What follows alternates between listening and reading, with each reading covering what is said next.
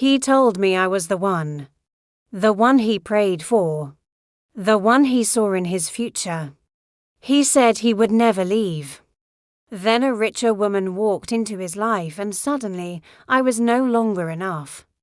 He left me like I was a practice round before his real life began.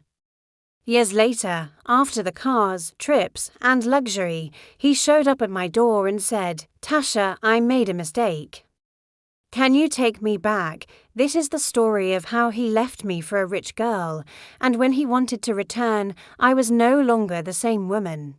You are watching Broken Hearts TV. Real stories, real emotions, real lessons. My name is Tasha. When I met Eric, I didn't have much, but I had hope. He was all smiles. I was all nerves. We met in a coffee shop near my job. I was working at a small hotel front desk, stacking double shifts to help my mom and pay off student loans. 1 week later, he came back by accident. We both knew why. Soon, we were together. No luxury. No diamonds. Just love and struggle. We were broke, but we had dreams. Dollar menu dinners. Midnight phone calls. Laughing over nothing. He wanted to start a clothing brand. I packed orders, answered messages, and paid for things when he couldn't. He used to say, "When my business takes off, I'll take care of you." I believed him. Because I loved him. Then there was Victoria.Rich.Powerful. Confident. She liked his ideas. She had connections. She opened doors. At first, I thanked God for her. Then he started changing. Different clothes. Different attitude. Different priorities. He called her V. I asked if he liked her. He laughed, "Relax. She's just helping my business." My heart didn't believe him, but my love did. He stopped calling. Stopped visiting my mom. Stopped showing up for us. He said, "You don't understand the level I'm trying to reach." I was the girl who prayed with him when he had no level. But now I was holding him back. He told me Victoria had invested a lot of money into his brand. That their partnership was more than just business, it was a vision. He said it with a coldness I'd never heard before. He was talking about success, but all I could see was our future dissolving. The calls became texts. The texts became one-word replies. The silence grew louder than any argument we ever had. The night he broke up with me was a blur. It wasn't a dramatic fight. It was worse. It was a business decision. He sat me down and explained that to get to the next level, he needed to fully commit to the world Victoria was offering him. He said he would always care for me, but his future was on a different path. He was choosing ambition over our history, a portfolio over a partnership. He made it sound so logical, so reasonable. He packed his things, the few items he still kept at my place, and left. He didn't even cry, I did. I cried for the man I knew, the dreams we built, and the love I thought was forever. I cried until I had nothing left. After he left, my world felt colorless.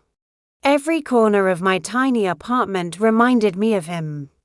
The sofa where we watched movies, the kitchen where I made his favorite meals. The pain was a physical weight. I lost my appetite, my motivation. My mum would call, worried, hearing the hollowness in my voice. She'd say, "Tasha, honey, that boy wasn't your destination. He was just a stop on your journey." I wanted to believe her, but it was hard when my heart was shattered into a million pieces. The first few months were just about survival. Getting out of bed was a victory. Going to work without breaking down was a monumental achievement. I felt like the world was moving on, and I was stuck in a single moment of heartbreak. One day, I looked at myself in the mirror and I didn't recognize the person staring back. I was tired. Tired of crying, tired of waiting for a call that would never come, tired of feeling worthless. That was my turning point. I decided that my story wasn't going to end with him leaving. I was the main character, not a forgotten chapter in his success story. I took all the energy I had poured into him and started pouring it into myself. I went back to school online, taking business courses at night. I picked up extra shifts at the hotel, not just to pay bills, but to save for my own dream. I started a small online boutique, curating affordable but beautiful jewelry. It started small, with just a few sales to friends. But I was consistent. I was hungry. My small jewelry business started to grow. Slowly at first, then all at once. I reinvested every dollar I made. I learned about marketing, about branding, about customer service. I was working 18-hour days, fueled by coffee and a burning desire to prove to myself that I was enough. I moved into a bigger apartment, then hired my first employee. I still remembered the nights I spent packing orders for his business. Now I was packing orders for my own. A few years passed. My brand, Aura Gems, became known for its quality and heart. I had a small team, a real office, and financial freedom I'd only dreamed of. I wasn't just surviving, I was thriving. I had built a life for myself, brick by brick, on the foundation of my own broken heart. Then, one rainy Tuesday evening, my doorbell rang. I wasn't expecting anyone. I opened the door, and there he was, Eric. He looked different. Older, more tired. The designer suit he wore seemed to hang off him. It didn't have the same confidence it used to. He was holding a bouquet of flowers, the kind he used to buy me from the corner store. He just stood there for a moment, looking at me, at my home. He said my name, Tasha. His voice was shaky. He told me he saw my brand featured in a magazine. He said he was proud of me. Then came the words I never thought I'd hear. I made a mistake, he said.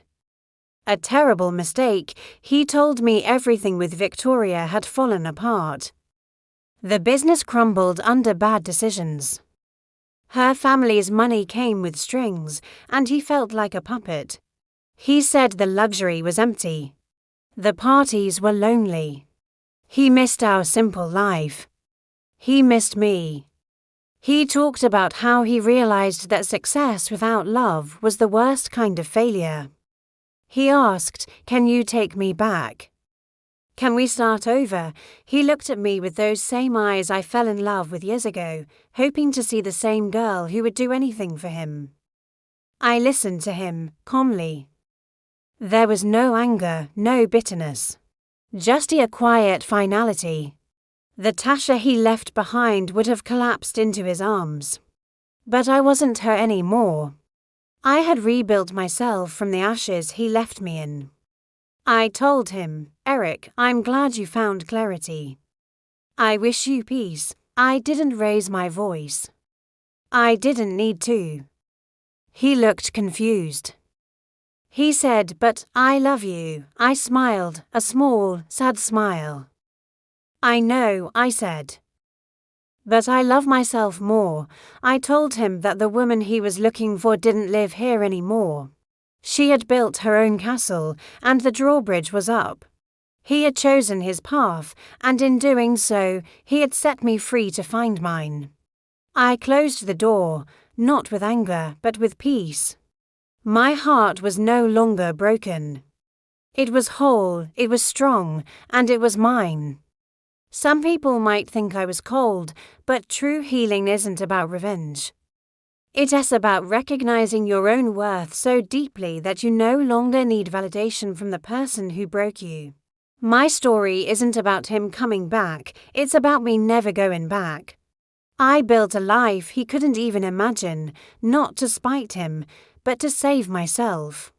And that is a love story worth telling. If you've ever felt like you weren't enough, remember that your story is still being written. And you hold the pen. Thank you for listening. Follow our channel for more real stories.